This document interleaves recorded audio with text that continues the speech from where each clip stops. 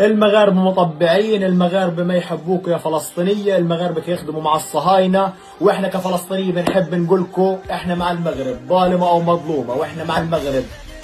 قلبا وقالبا، واحنا مع المغرب من طنجة للقويرة في قلوبنا، والكو ديما مغرب، والكو لا عزاء للحاقدين،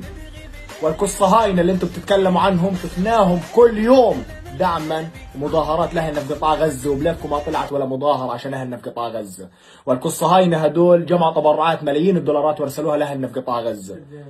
والكو امستردام داكرين امستردام شو صار فيها، داكرين ابتهال ابو السعد والدكتور يوسف، وشو بدنا نحكي عن المغرب ما نقدر نوفيهم في كلمة.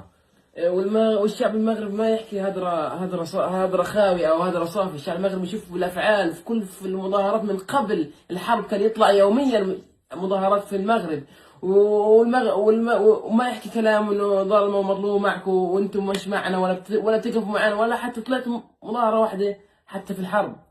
المهم شفنا المغاربة على الواقع وليس على المواقع، وشفنا المغاربة الافعال وليس على الاقوال، وديما مغرب وعمرك واحنا مع المغرب ظالمة ومظلومة، شاء من شاء وابى من ابى، وعمرك شفت السبع خايف كي يتخلع،